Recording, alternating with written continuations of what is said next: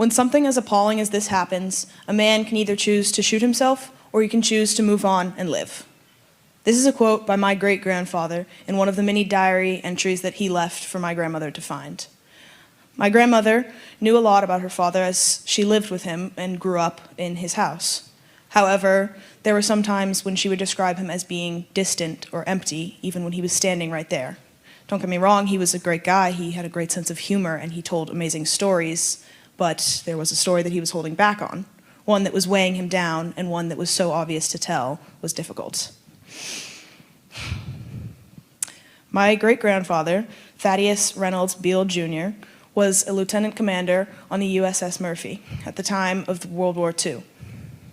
This stemmed in New York City in a Brooklyn harbor. This Brooklyn harbor happens to actually be only 2 blocks away from my parents' first apartment together. A bit of a coincidence. The USS Murphy took out one night on a very dark night with no moon and extreme fog. It was difficult to see, but they set out anyway. My great-grandfather, Thaddeus, was patrolling the deck along with multiple other men. It was impossible to see that night, and there were so many men, yet none of them could have seen it. It was nobody's fault. But a second ship crashed into the USS Murphy. It hit the front as hard as it could, not being able to see it. The second ship was unlit and unmarked, therefore making it invisible in the middle of the night. Due to paranoia at the time of World War II, they wanted to be invisible and fly under the radar of possible enemies. It was invisible to the USS Murphy as well. The ship quickly began sinking, and many soldiers fell in, my great-grandfather included. The water was freezing, and he had to scramble back to get up on deck.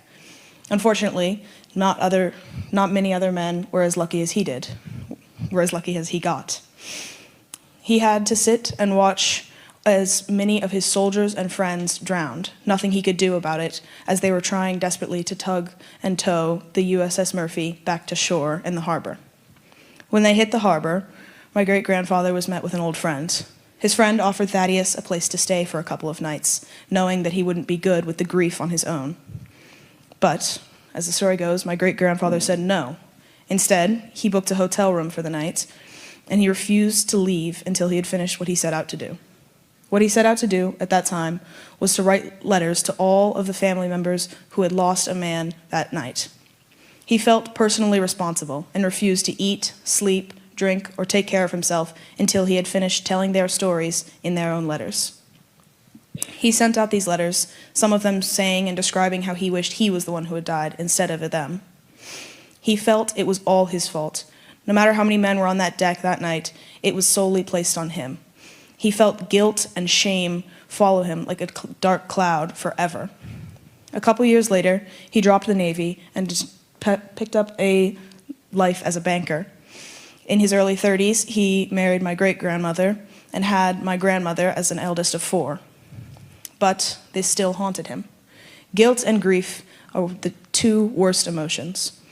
He honored the men who had died, and he respected them with many regards. But he didn't know how to get over this. He felt that it was all his fault, and he felt that he would never live it down. The shame that this brought him was so difficult to get out of that one day he knew he had to make a change. He was writing, refusing to talk to anybody about the incident, but he wrote in journals and diaries, the journals and diaries that my grandmother dug up in 2003 to find out more about her father's life. So instead of talking, he wrote, and when writing didn't work out as well as he thought it would, he turned to God. He took up faith in Jesus Christ and tried to see how well that the Lord could save him. He felt that it would replenish many things he thought he had done wrong. He learned slowly, very slowly, over time, that this one incident, not a mistake, but this one incident could not weigh him down for the rest of his life. It would have been impossible to know that that ship was coming. It was impossible. There was no way that he could have. It should not be his fault, and it should not be solely blamed on him. It was nobody's fault, actually. He felt the shame, but he had to push past it. It was a challenge he took on with a fair amount of courage, and he had to sit back, refusing to talk to anybody about it as he struggled alone. But he did pass through.